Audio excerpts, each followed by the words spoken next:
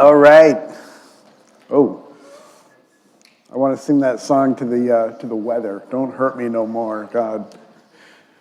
You made it here today. Congratulations. Thank you for being here. Boy, what a brutal January this is so far. No relief in sight. So, yeah, I don't know if those are anybody's earmuffs, but if they're still here after class, I'm tempted to take them. And there's a whole array of like lost and found items in the windowsill here. So, if you ever lose something here, come look up front. Let's see. I got a notice about a Psych Club event coming up. I haven't yet mentioned the Psych Club or Psi Chi or NeuroSociety.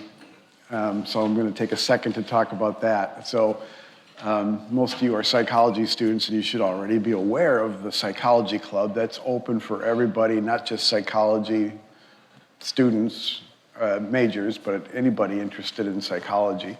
It's free. You can go to whatever Campus Link is called now. What's it called? Campus Connect? UC, what's it? Get Involved, that's it. Get Involved, yeah. UC Get Involved or something like that. The web address, I think, is still Campus Link. But anyway, you can look up organizations there and join them and click on them and get on their mailing lists yourself. And I want to take this opportunity to encourage you to explore that. So do more than just, your job. One of your jobs is to do more than just be good students in classrooms. Get involved. Get mostly just for your own satisfaction, enjoyment, and so on. But also to do that networking that I always encourage you to do. So I'll be saying this a lot. I steal from the play Hamilton, the song. I want to be in the room where it happens. If you're familiar with that musical, you'll know what I'm talking. You maybe know what I'm talking about. But the Aaron Burr character laments that Alexander Hamilton and Thomas Jefferson, go off in on their own in a secret room and make a big deal. And, he laments that he was not in the room where it happened. So I will encourage you to be in the rooms where it happens. You never know when it's going to happen. Networking is something that you don't just say like, hey, today I'm going to go network. And it sometimes just happens because you're in the room where it happens. And so you students are like a great source of finding out about opportunities, internships, jobs, careers, classes, professors to avoid, all kinds of information you can get from other students. And the more you're in rooms with each other, the more that can happen. And the extra positive is that you are in an organization that is doing something that you enjoy or love. So you'll be surprised I bet you'll be surprised at the scope and variety of organizations out there. All right? There's something for every interest, and some of them are academic, some of them are just social, some are athletic, some are performance-based, some are like there's a knitting club. I don't know why that one just pops into my head. Like there's a knitting club, all right? And I will give shout-outs for a handful of them that I think are beneficial to you all. But if you're in a club, if you're an officer in a club, by all means, let me know, and I'll be happy to make shout-outs for you and your organization. So right now I'm going to talk about Psychology Club. So they have something coming up, and I should be, sorry, I walked in here without a plan to talk about it, but I got an announcement, something coming up in January, all right? They're going to do vision boards or something like that with some free food. Yeah, all right. It's a day coming up, okay? So anyway, look for stuff like that. The other thing I'm going to be talking about eventually is I'll talk to you about my relationship with the late Philip Zimbardo and his Heroic Imagination Project. And so I will always be encouraging you to be heroic. And one way that you can be heroic is, this is very heroic, and it's not, I know, for everybody, but at the TUC, they're having a Hawksworth blood drive all week. And, it's a win-win. You can donate, you can get some, some cool swag and gift cards and things like that. And that's something near and dear to me. I do that. I donate platelets, which you can do about every 2 weeks. If you donate regular blood, it's a much longer interval. You can't do that as frequently. So I donate platelets because those are needed a lot. And I had an appointment to donate today, and they contacted me to tell me that they can't accept me because I've donated too often. Okay, so you can only donate 24 times in a calendar, in a 1-year period, not based on the calendar. All right, so I can't keep track of that, so I made the appointment knowing I'm always right on the brink because I donated 25 times last year, and I don't know. So from this date, 1 year ago, I donated at least 24 times. So they told me, like, sorry, thanks, but you're not eligible. So I can't do it today. So anyway, that's not for everybody, but if that's something that you'd entertain doing, make an appointment. They're there the rest of the week, I believe, through Friday, at least through tomorrow and today. And they accept walk-ins too, but if you want to make sure, you can make an appointment. So go to hawksworth.com if that interests you, and check out more details. All right. I hope you had a good long weekend.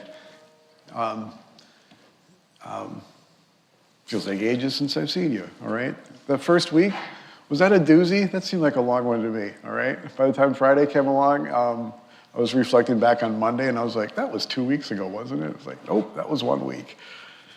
So I hope you're all settled in. You got everything done that you were supposed to get done for this class. If you didn't, get it in, all right? I'll let you know a little secret. The Mind Tap stuff I may do Monday night, but the first 2 weeks are like chaotic. And there will be students probably still adding the course this week. And so I snuck the deadline actually till Sunday on you. So this coming Sunday, you'll have your chapter 2 due. So if you didn't get chapter 1 done There's no penalties at all. Just get it done as soon as possible. Get it out of the way. All right. What questions do you have for me today before I jump into chapter 2? If I can advance. Hello. I took two things that I love, dancing and... Next slide, please. God. Try again. All right.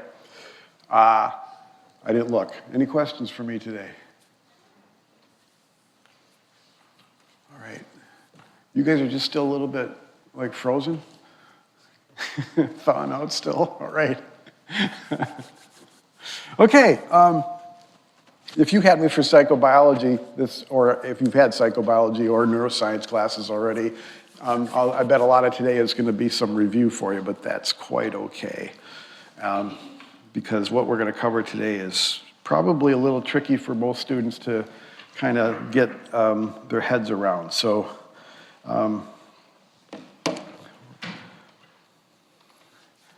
skip these chapter objectives. So what we're going to concentrate on today is some real nuts and bolts. You know, before we dive into like great detail about how sensation perception works, we have to know how the system works. All right. So we're going to talk about how neurons communicate. You know, you often hear like, you know, even neuroscientists say, maybe with a lot of humility, how little we know about the brain, you know, how much more there is to know about the brain. And how much more there is to know about the brain is certainly true. But I think we kind of do a disservice to our whole field by like making misleading statements like, oh, you know, we hardly know how the brain works.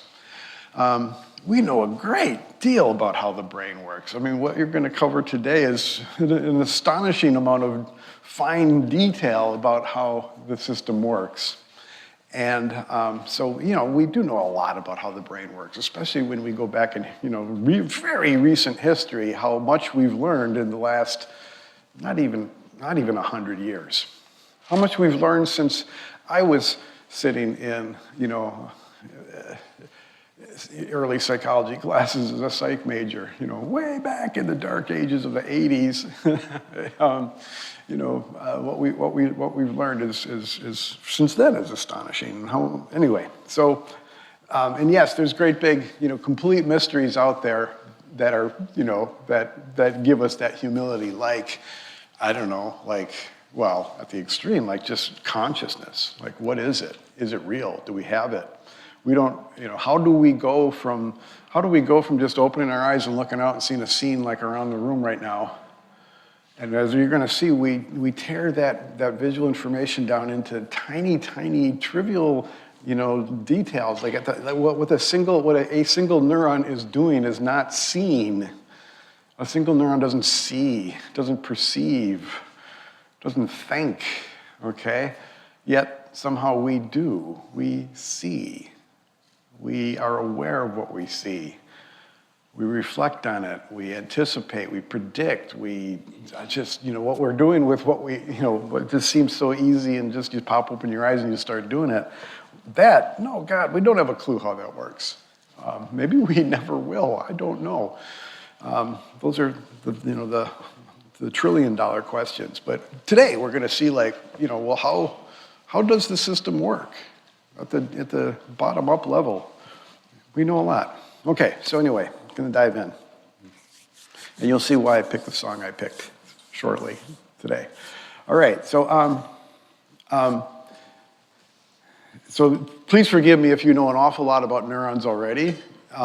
Maybe there's people in the room that don't know a heck of a lot. So I start with the assumption. I'm going to start at the very basics here. Okay, so here we have a couple of supposedly typical neurons, and there's nothing typical about these. Neurons don't look anything like these, okay? They don't look anything like the drawings that are in every single book.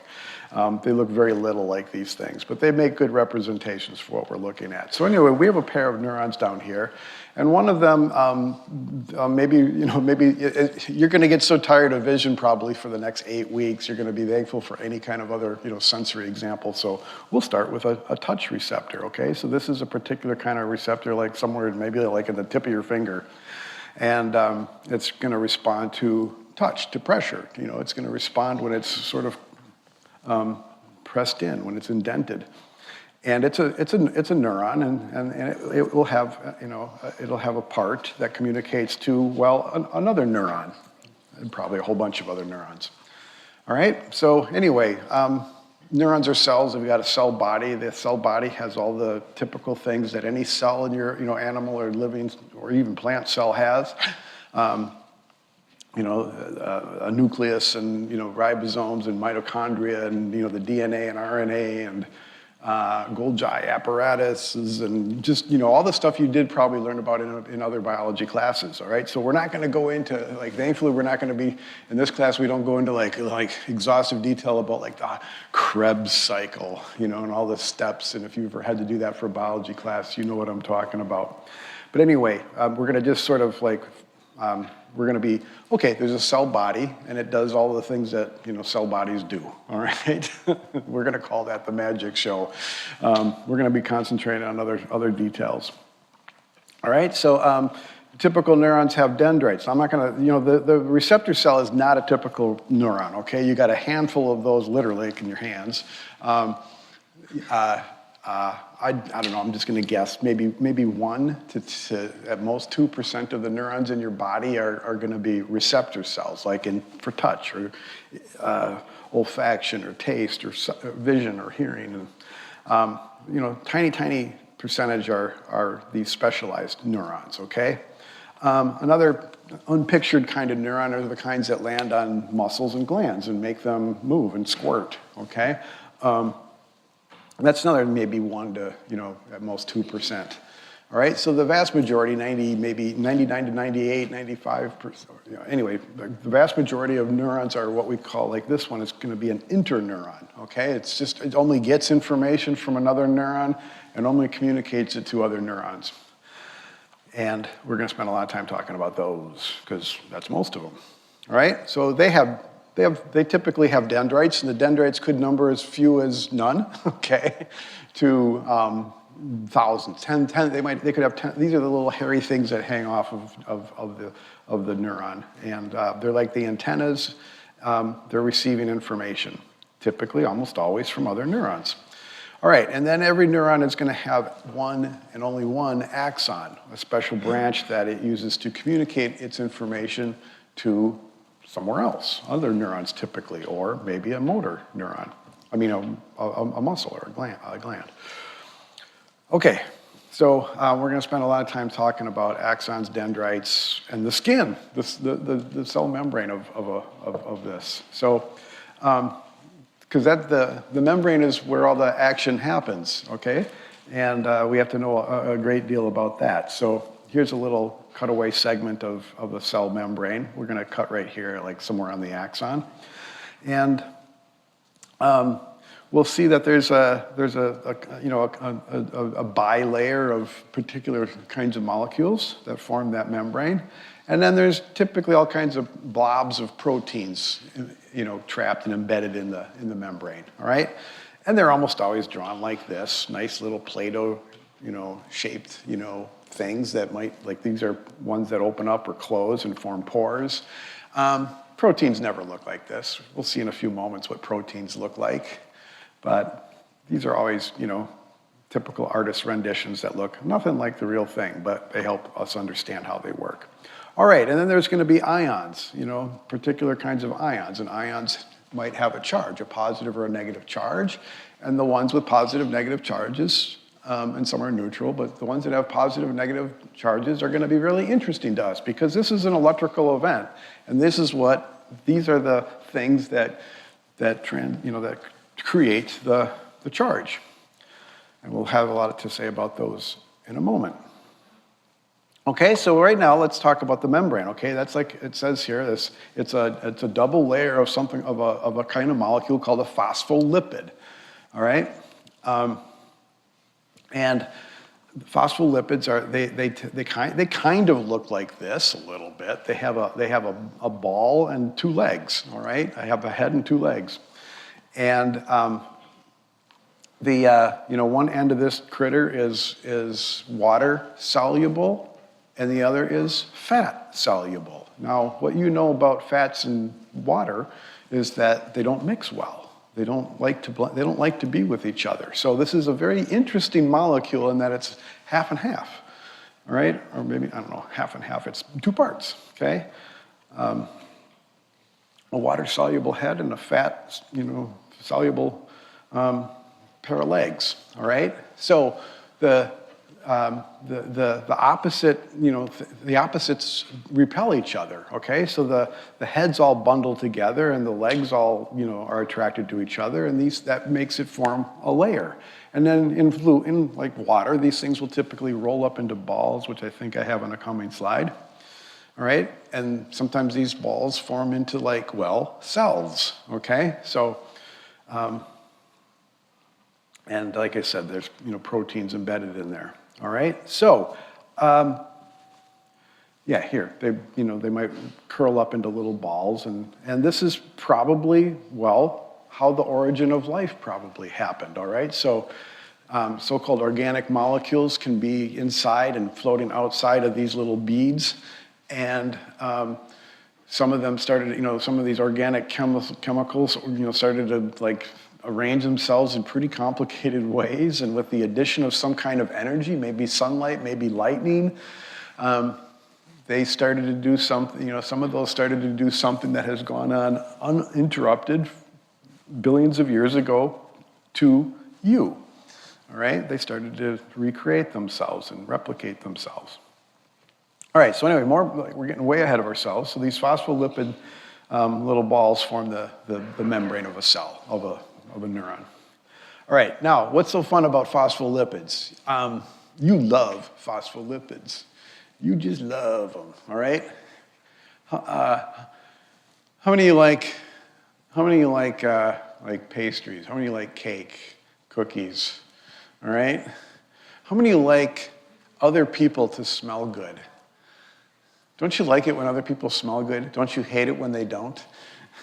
Okay. You can thank phospholipids for those two things that you love, cake and people smelling good, all right? Why? What's so magic about phospholipids and cake? When you make a cake, you take some flour typically and some maybe loads of sugar, and you'll often add some water and some oil or butter, which is oil. And I just got done saying water and oils and butter don't mix. So what's the magic ingredient you put in cake and cookies to make all this blend together? You got to crack at least an egg in there. An egg or two, okay? So you crack an egg. Eggs are phospholipids, all right? They've got these phospholipid molecules in them, and so they attract to water and oil. They bind things together. That's, it's not just for the taste, yummy taste of eggs. They're serving there's a science. There's a reason you add the egg. It's to mix the water and oils together. How about smelling good? All of those soaps and shampoos that you use and that you really, really want other people to use contain phospholipids. They bind to the oils, the stinky oils and things on your skin and hair, and water, and wash away with the water. All right? So those are phospholipids, and that's why you love them. And as you're going to see, we wouldn't be here to talk about how we work if we didn't have phospholipid cell membranes. Okay, so a moment ago I said there's all kinds of ions in there, and we're going to have to, I said this is an electrical event, so we're going to talk about how we can record this, all right? So small electrodes can be used, and they, jab them inside of neurons, and we've got some critters that have donated neurons to us because they've got nice, great big neurons, okay? In a few moments, we'll talk about something called the giant squid axon. Up until just a few years ago, I'm going to confess that I always assumed when I heard giant squid axons, I assumed that was coming from a kind of squid called a giant squid, all right? Because there is such a thing as a giant squid. That wasn't the character, those came, they hadn't discovered those at the time. So these were just regular squid. they're giant neurons in regular squid. So it's not giant squid neurons, it's giant squid neuron. I'm sorry, I can't speak.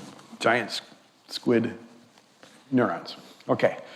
All right, so they'll stick an electrode, inside one and in the fluid that it's floating in, all right? So even in real life, when when your neurons are embedded still inside of the head, they're floating in fluids, as we'll see.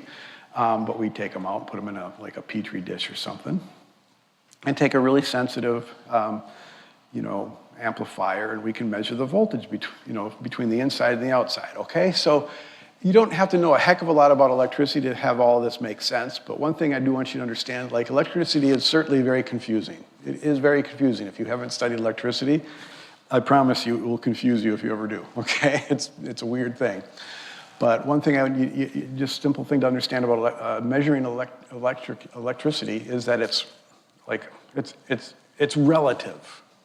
All right, it's relative. You always have to have two electrodes. You have two ends of a battery. You got it's the relative voltage difference between two places. All right, you can't. Don't try this. Don't test this. But you can jam a screwdriver into one socket and an outlet, and you'll be fine. Okay? Don't test that. But if you might be fine unless you're grounded or something like that. But anyway, there's two prongs. There always has to be a pair. You have to have, so that's why we take two electrodes. We put one inside and one outside, and we're measuring the relative difference between voltage in the two places. Okay?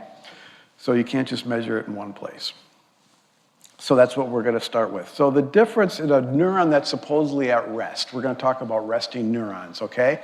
Which is a myth. Neurons are almost never at rest. A neuron, even when it's not being stimulated by something, they're blasting away, all right? At what we call a spontaneous firing rate, okay? So they're almost really never at rest. When you sleep, your brain isn't like literally sleeping and at rest, okay? In fact, it's maybe more active than when you're awake in some places, in some ways. So anyway, neurons are not at rest, but sometimes for just a fraction of a moment they can be, all right? So that's what I'm talking about. We're talking about the fractions of moments when a neuron is just sort of like, at rest, okay? And so at that moment, the difference between inside and out, the inside tends to be negative, and it might be, typically about minus 70. Minus 60, minus 65, minus 75, somewhere around there, okay? And that's millivolts, and don't worry about how much, like how many millivolts would it take to light a battery, light a light bulb or something, okay? It's very small charge. Okay, we're gonna learn in a second why the inside is negative compared to the outside at rest, okay? So, yeah, this is how we know that stuff. We take squid axons, which are giant, and not necessarily from giant squids, and, take them out while they're still alive, and we can insert electrodes and stuff like that and do all this, okay? So people got Nobel Prizes for doing this kind of work. And look at, you might think that's ancient history, but that's not, fuck you, that's not, okay?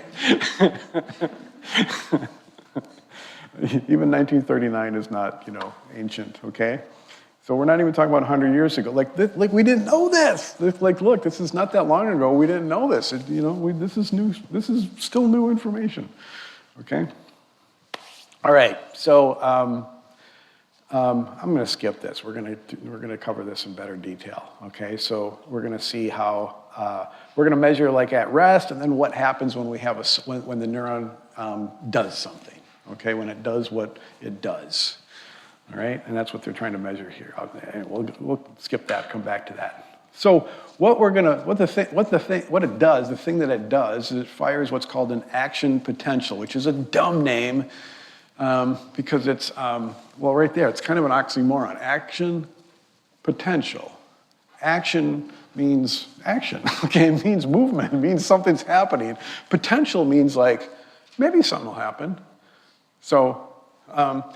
It's really weird that when it's doing the thing that we're excited about, we call it potential. It's like, It's confusing, all right? So it's banging. It's doing its thing. It's, the action potential compared to when it's at rest. Resting potential and action potential. So we should just call it action and resting, okay? So, all right. So anyway, when it's doing this thing and it lasts, about just maybe a millisecond and a half, as we'll see. All right, a millisecond is super effing short. Okay, there's going to be an echo in this. I can use this example for so many things. I've already used it once. So I can't snap very loud. All right. That echoed a little bit here, and it also echoed in your brain in a way that we'll cover someday. Your brain echoes things, okay, so that you hear them, all right, and so that you see them and so on, okay. But anyway, like my finger hitting my palm, shook some molecules of air that finally hit your eardrums, and we'll cover all of that in exhausting detail. And but that moment when it slaps my palm is probably, I'm just gonna guess, it's probably somewhere, I don't know, at least 50 to maybe even 100 milliseconds long. Okay?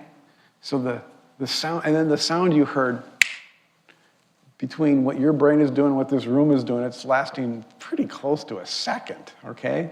Maybe 700 milliseconds or something. 1,000 milliseconds would be a second, okay?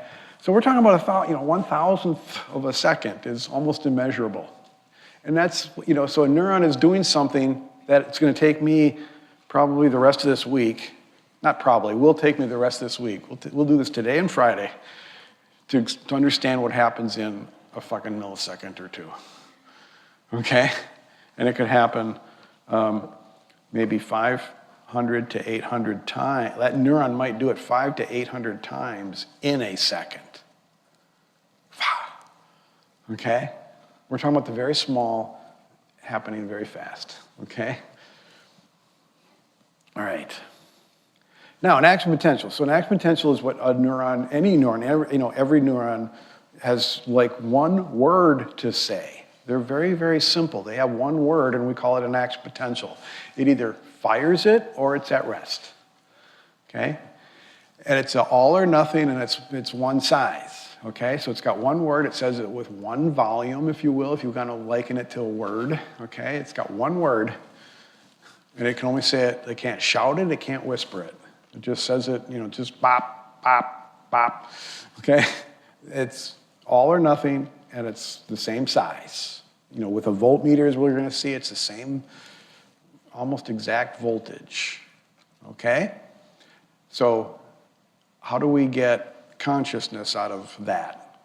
Lord knows. Okay? But, so there, we're starting with that. Okay? Now, a neuron is actually, it's got one word, but it's clever, okay? So how do you get more words when you only have one word? Well, you can use, you can code. One way to code information is by how rapidly you say the word, all right? So once again, it's not drawn here, but once again, a neuron is firing away, it'll have like a typical resting rate that it fires at, okay? Specific to that neuron.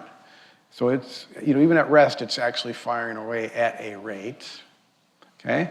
But if it's a touch neuron, like the one we were looking at earlier, one way it could begin to give you information about the strength of the touch is by firing slowly if it's soft, a little faster if it's medium, and if it's a strong touch, faster, okay? That's one way. That's the most common way. Any neuron can do this, okay? Change how rapidly it fires, okay? But they're even more clever than that. What's another way that you can code if you only have one word to say? If you only have, thank God we don't have to communicate with Morse code. Everyone's heard of Morse code, dot, dot, dash, dash, the dots and dashes, right? Those were padded. They didn't use speed. You didn't You didn't type Morse code faster to, say something by shouting it. You didn't type it faster or slower if you were whispering it.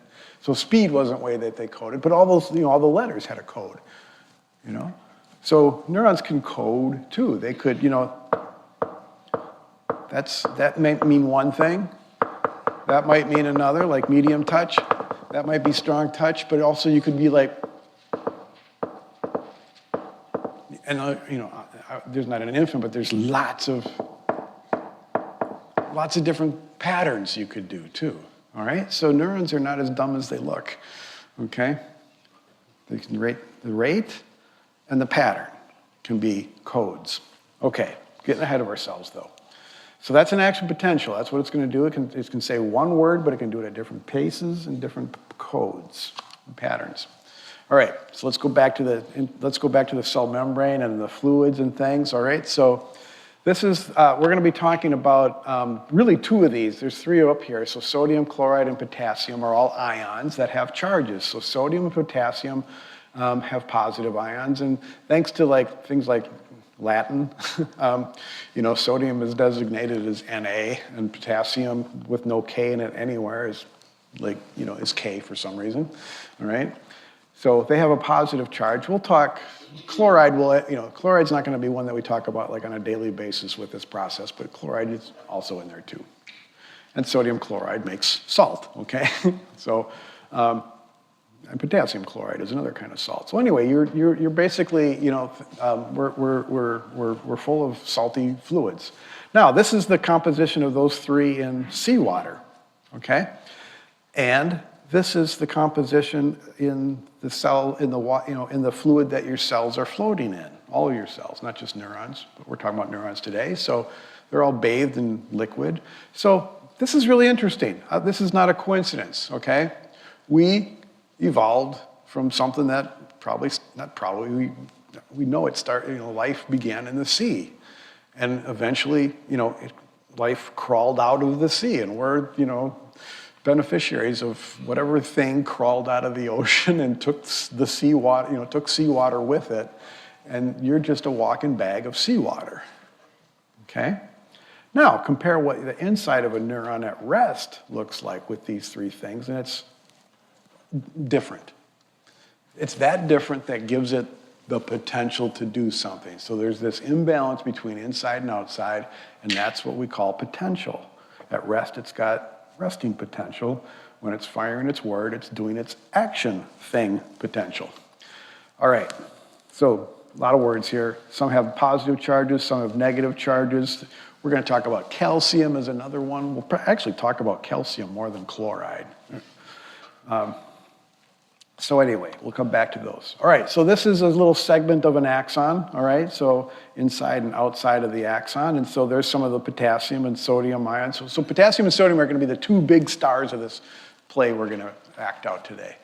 All right? Now, at a glance, you can see that it looks like, relative to the inside and the outside, there tends to be more sodium on the outside of this resting neuron than on the inside. And there's more, they didn't draw it very well. But there's more, there's like one more potassium inside than, or two. Anyway, there's more potassium inside than outside, more sodium outside than inside.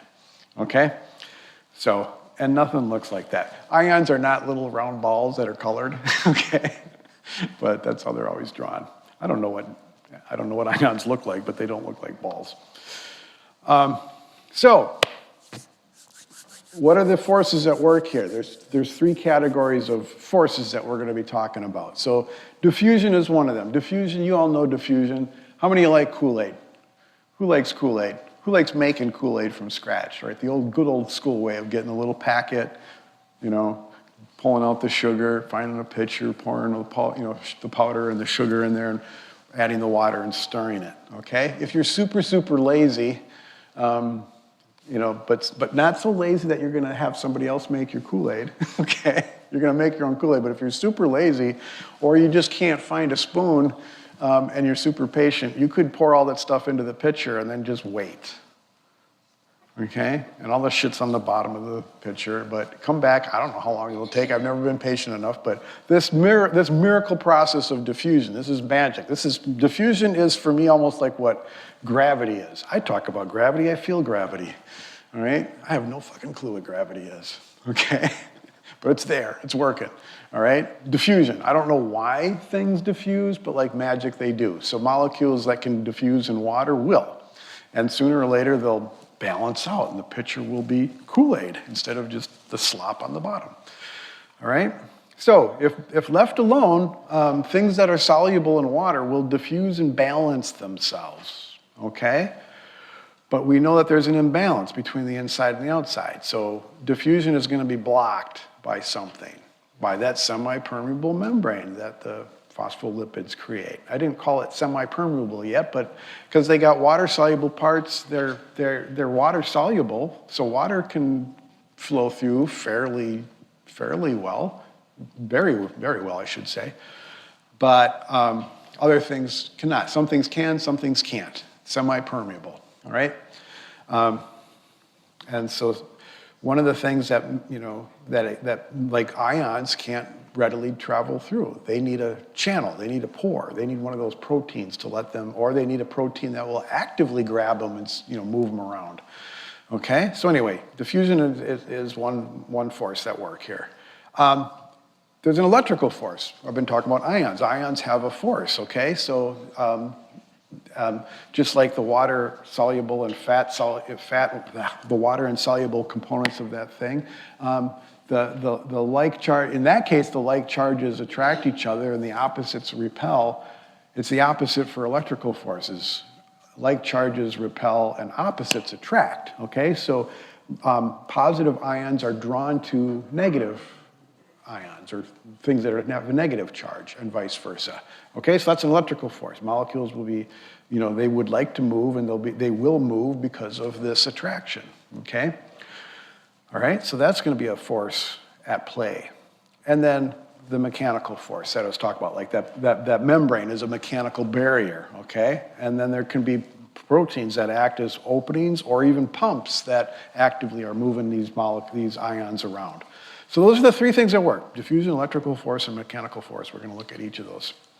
All right, now here's a busier representation of that membrane. Okay, so there's the membrane and the cartoonish proteins in there. This is outside, this is inside. And at a glance, you can see that there's like the inside has more of some things like proteins. The inside has more proteins floating around. Proteins tend to be negatively charged, okay? So that's going to contribute to the inside being more negatively charged. We said a few moments ago, if you were paying attention, that the inside is maybe around minus 70 or so millivolts compared to the outside, okay? So the proteins inside are contributing. Some are positive, some are negative, okay? But they tend to be, the balance is that most of them are negative. All right, and then I said there's differences in ions, okay? There's more potassium inside and the more sodium outside. We see chlorine in there, and we're going to have calcium come into play. And so anyway, so that's at rest with things not so balanced. This, by the way, is what a protein. This is a particular kind of protein. Proteins are not like little Play-Doh balls; they're ribbons. Okay, they're balled up, coiled up ribbons. All right, amino acids. They're long chains of something called an amino acid. Amino acids, and they bundle up and they form, shapes. And a protein, as we're going to learn, the shape of a protein is its destiny. Okay, and you are just a whole collection of proteins. You're sitting there, just a whole collection of proteins. Some of the things that are in our outside world are, made up of like proteins, like the wood, that's making up parts of your desk and so on. Anyway, proteins give us structure. They give us, a reason for being organisms. Okay, so this is supposedly something called a sodium-potassium pump, which we're gonna learn about in a moment. Okay, so that's what they look like, but nobody wants to draw them like that, so they look like Play-Doh walls, okay? All right, so here we go. You ready? I'm going to start to tell you a story that's going to last in time. This ugly graph is going to This is from my psychobiology textbook, so it's not in your textbook, but it's a lot of graphics in any kind of textbook can be scary at first, but we're gonna tell a story of there's 4 events in this story that we're gonna tell here using this depiction. So what are we looking at here? We're looking at the voltage against time, all right? So time's going along on the bottom here, and this whole process is, 3 milliseconds, okay? And on the vertical axis, we have those millivolts. So we got an electrode jammed inside and outside of a neuron at rest, and here it is at rest at point 0, it's at rest, and it's just sitting at its resting potential, I said moments ago, minus 70, okay? So this particular neuron's sitting here at rest, and this spike in voltage, and then returning back down, overshooting, but then returning back to rest is what we call an action potential. And you see that it happens in like about a millisecond, at most a millisecond and a half or so, okay? And then if left alone, it'll go back to rest. So something happens here to make it go bang, and then come back to rest, okay? So that's gonna be the storyboard for my story that I wanna tell. All right. And my story's going to get interrupted by the end of class. But, all right, so I'm full of metaphors, so bear with me here, okay? So, once upon a time, there was this really hip club that people just are dying to get into. Everyone wants to get into it. It's a really popular hot club called the Roxbury, okay? And this is going to be one night at the Roxbury, okay? So,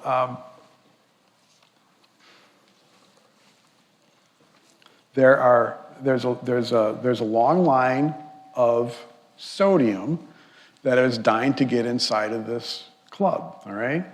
But there are sodium bouncers. There's big proteins called sodium bouncers that are preventing sodium from getting in. So there's a couple of sodium nerds tried to get in and being told no, all right? So at rest, these proteins are closed. They're snapped shut, if you will. The ribbons are in a shape that don't let sodium ions pass through the membrane to get inside the club. All right? Now, there's potassium also ironically with a positive charge on the inside. Now, I got done saying the inside is relatively negative. So there's a bunch of potassium inside, which is a very desirable place to be because it's negative. Positive ions are drawn to negative, so they should be fucking happy and content. All right? So why does potassium lined up at the wall trying to get out? Okay?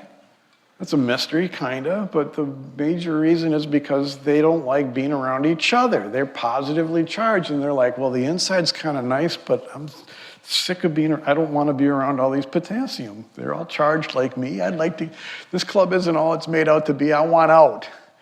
But there are bouncers on the inside that don't let you out of this club, okay? There's potassium bouncers that are telling them, no, you can't leave. Once you're in, you can't leave.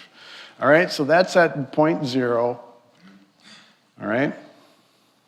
Now, I'm going to be using myself as a neuron when I talk about this. So I'm an interneuron, okay? I got dendrites. I have an axon and dendrites. Some of these are dendrites too. I got thousands of dendrites, okay? Cell body. And I'm going to have to start this process. This is all artificial. I'm going to start this process right here, okay? So this massive bulge of my shoulder where my axon leaves my body is called an axon hillock. Neurons don't have any consciousness, but we're going to, pretend they do, all right? So the axon hillock is kind of the brain, if you will, not the nucleus, okay?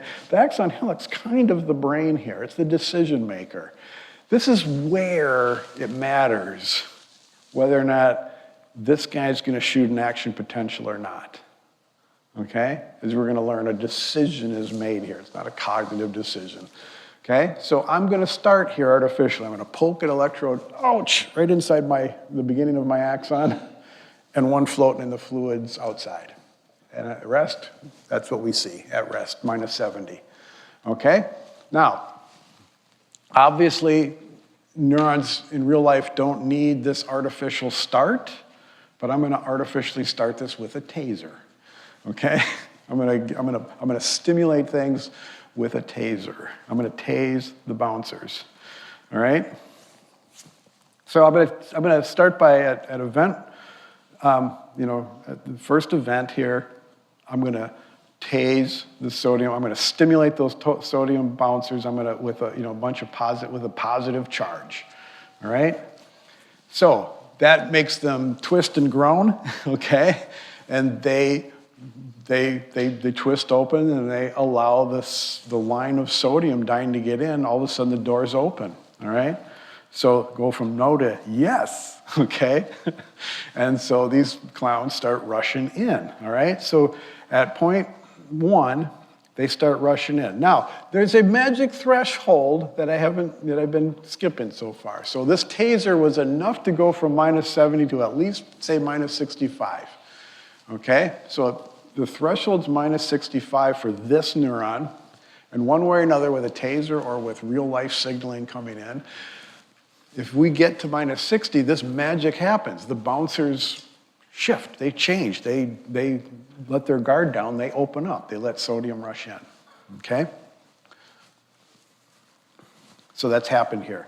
So there's just a mad dash inside, a bunch of positive charged ions are now flowing like mad into the club, and the voltmeter is measuring this and saying, oh my God, we were at -70, we've passed -65, we passed 0. It's now actually getting positive in here, all right? And that influx of positivity is going to be the taser that tases the potassium bouncers. Okay, those proteins are modified by electrical changes. So when that positivity hits high enough, at event 2, the potassium bouncers will fall apart and open up. Okay, so the potassium, which was already dying to get out, is now like fucking super dying to get out. Because it was already wanting to get out because it was potassium crowds, but now the whole damn place went positive. Sodium's stupid, it's still rushing in like mad, okay? Potassium's like, we're out of here. So the door's open, potassium starts to flee, flowing out with its positive charge. So that puts the brakes, so the bouncers open up. Yes, we can go out, and potassium's rushing out, okay? The potassium puts the brakes on things, right? So that, it like hits the peak and starts to turn around a little bit. And not coincidentally, right there at the peak, event 3 happens. Event 3 is the sodium bouncers kind of they kind of come back too, and they snap shut. Okay, so potassium channels close. I said potassium. Sodium bouncers close. Potassium channels are still open. Okay, so sodium can't come in anymore. So the potassium's still leaving. It had already put the brakes on, and it was kind of responsible for stimulating those bouncers to close. And so sodium's not coming in, but potassium's still leaving, so positivity is leaving, okay? And down, that goes all the way down, shoots past where it was below, shoots down even more negative, and finally at event 4, got behind my pointing here, okay? After overshooting at event 4, the potassium channels, so those bouncers come to and snap back shut, disallowing potassium to leave. Okay? Now, I haven't mentioned, this is going to be a trick question because I haven't even introduced another character here. So we overshot. We need to know, how are we going to get back to normal now that all the doors are closed? Okay? I forgot to mention another important character still in the room. You know what? No, I got a couple more minutes. Never mind. No, I can finish my story in one. Here we go. So, meanwhile, I mentioned them, but I didn't talk about them. There are so-called sodium-potassium pumps. All right? These are the wallflowers, kind of embedded in the wall inside the club. And they've been there dancing the whole night, okay? Those guys are active proteins, and they're just doing a shuffle dance, sometimes spinning around. And in the process, we're going to make it sound like they got consciousness, and I doubt they do. But when they're dancing, they happen to be stumbling into potassiums and sodiums and moving them in and out because they're embedded in the wall dancing. All right? So statistically, and again, no consciousness in here, they're not like they're reaching out and grabbing ions, but the ions are sticking to them, okay? And they tend to kick out more sodium and pull in more potassium, all right? And you can find anything on the internet. So here's a picture of a sodium potassium. That's how they dance, okay? So it's grabbing sodium ions that had come in and kicking them out, not through the door, out the wall, okay? And some potassiums that escaped is like, not so fast, come back inside, all right? And so they've been spinning there this whole time, but they got kind of lost in the shuffle, like wallflowers do, all right? But now in this little fraction of a millisecond, they're playing that important role of bringing it back to rest. Whew. Okay? So that's the story of an action potential. Now you'll notice there were three like zones marked on here: absolute, relative, and refractory periods, and then back to so-called rest. Okay? The absolute refractory period means that, like, that's just what it sounds like. This is a refractory period. You cannot fire another action potential while this is happening. Okay? You can fire another action potential during this time, but it's going to have to be stronger signal because we're starting at we might be way negative. Okay? So the other two analogies I make to an action potential are I liken it to two very unpleasant things, like a toilet. A good old-fashioned toilet has like one flush. I mean, you used to just pull the lever and it flushed, okay? You didn't have two modes, it had one. You pull the lever and it flushed, okay? That lever had a critical threshold point, just like we have a threshold here, okay? If if you're wanting to do it, if you wanted to flush the toilet real quiet at night so you don't wake somebody up, okay? You can't just really gently pull the lever down and have it go whoosh, okay? That thing's gonna fire. It's gonna it's gonna flush or it's not, okay? And it's gonna flush, one tank full, and then refill back up. And while it's empty, you can't fire another flush, can you? You have an absolute refractory period with your toilet when it's flushing.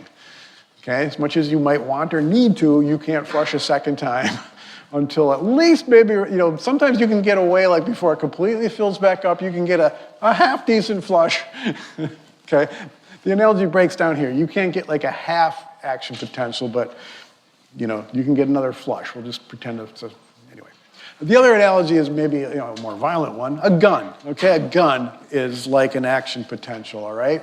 The gun, the trigger has a threshold, and it's either at rest, not firing, or bang, it's firing. Okay, you can't you can't be really, really mad and fire an angry bullet. Like, I want to really shoot this one hard, so I'm really going to squeeze the trigger hard and make the bullet louder and come out faster. Or I don't want to hurt you. I'm a little mad at you. I just want to shoot you a little bit, okay? So I'm going to pull gently on the trigger and have it just go bing, okay? You can't do that. It's an absolute all or nothing event, just like an action potential. And you can't fire another bullet until the whole round is done and removed and another one put in, okay? So a gun doesn't really have a relative period, so the gun's not a perfect analogy, but anyway, now I'm officially out of time. So I've hit the wall here at 3 milliseconds. We'll start on Friday with a quick review of this and then move on to more, what happened. That was only just what happened right there at the shoulder. We haven't yet done the whole length down and anything else. All right, sorry, you got to go back outside now. Who are you? Bundle up.